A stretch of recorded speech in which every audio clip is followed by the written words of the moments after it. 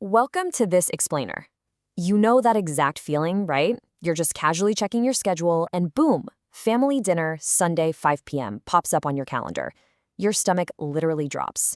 It's a completely universal problem, yet we rarely talk about what's actually happening in our minds when that dread sets in.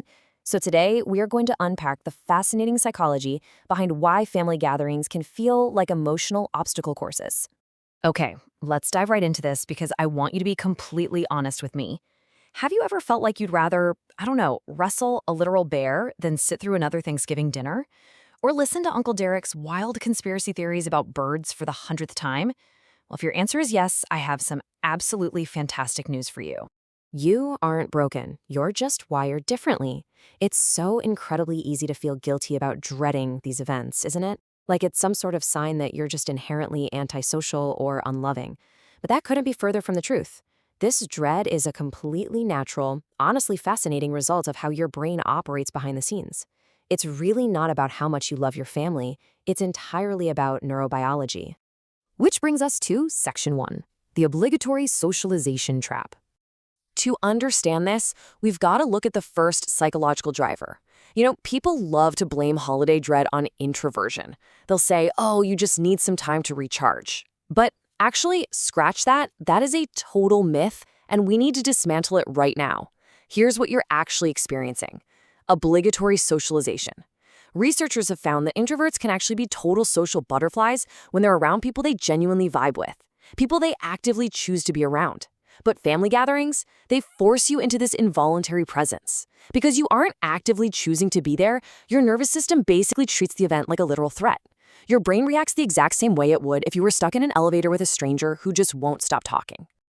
Moving right along to Section 2, the emotional time machine. Now, what's really interesting about this slide is, well, if the biological stress response wasn't enough, we also have to deal with psychological regression. Have you ever experienced that truly bizarre phenomenon where you walk into your childhood home at 35 years old, fully grown adult, and suddenly you're in a screaming match over whose turn it is to set the table? It all comes down to family systems theory. This is the psychological concept that family dynamics basically function like emotional time machines. The neural pathways associated with your family relationships are deep, like Grand Canyon deep. They formed when your brain was still developing. So when you walk through that front door, those deep neural pathways literally pull you backwards in time. And where exactly are you being pulled back to? Well, look at these entrenched family roles. Every single person in a family gets assigned one. You've got the peacemaker, the screw-up, the golden child, the black sheep.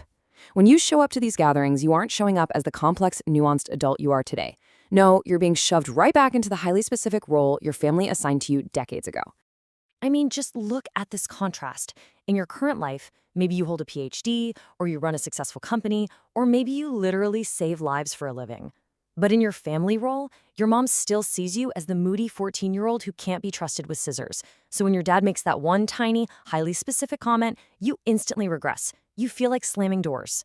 Just remind yourself, having mental flashbacks to 1997 isn't a weakness. It's literally just how human brains work. All right, on to Section 3, masking on hard mode. So you're stressed, you're regressing, and now we add in the sheer exhaustion of emotional labor. This hits everyone, for sure, but it hits especially hard for neurodivergent folks dealing with ADHD, autism, or anxiety. We call this social masking. It's essentially running a highly sophisticated PR campaign for yourself. You're laughing at jokes that aren't funny, you're dodging family drama, you're pretending to be deeply fascinated by your cousin's crypto portfolio. If you've ever wondered why simply sitting on a couch for 3 hours leaves you feeling like you just ran a literal marathon, this is exactly why. The self-control center of your brain is burning massive amounts of calories just managing everyone else's emotions. It's like playing emotional chess, but the rules keep changing.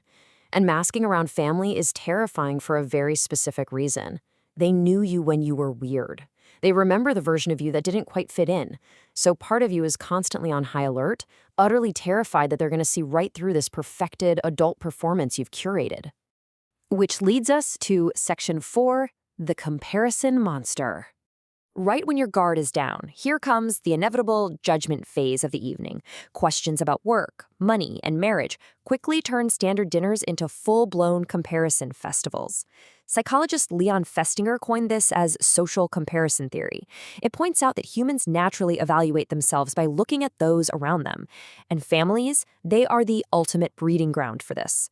Those invasive questions like, so, are you seeing anyone special yet? Or, how's the job hunt going? Are often disguised as loving concern, but what they actually do is trigger a deep evolutionary reflex to evaluate your own life choices against your siblings and your cousins.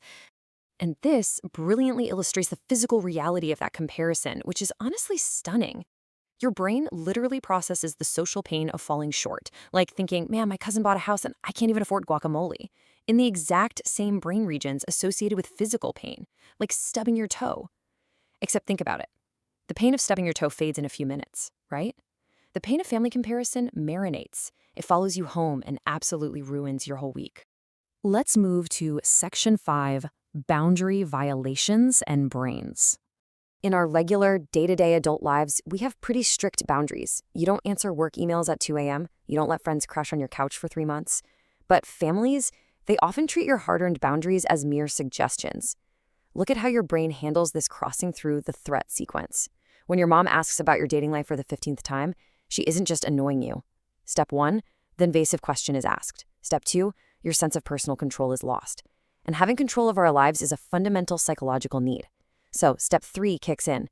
Your primitive brain literally equates that loss of control to physical unsafety. It registers the conversation as actual physical danger. Okay, Section 6, Surviving the Holidays.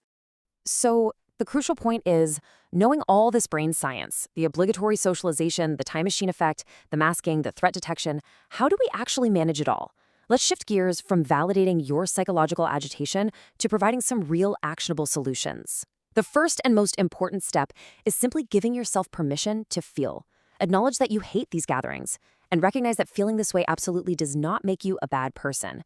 It actually makes you a highly self-aware human being. You are just acknowledging the immense psychological weight of the whole situation. Next up, you need a tactical survival guide. Seriously, consider planning significantly shorter visits. Establish clear, non-negotiable escape routes. Keep a trusted friend on standby for an emergency phone call if you just need a quick breather. And perhaps the most powerful tool of all, book a hotel instead of staying at the family house. Taking these steps isn't about avoiding your family at all. It's entirely about self-preservation, so you can actually show up as the best version of yourself. Which brings us to our final question. Will you consciously redefine what family time means for you? Listen, you do not owe anyone your mental health, period. Blood doesn't automatically equal comfort, and recognizing that is a massive step forward. So, as you look at your calendar, ask yourself, would grabbing a quick coffee with your favorite cousin be healthier than forcing yourself to attend the whole chaotic circus? The choice is entirely yours.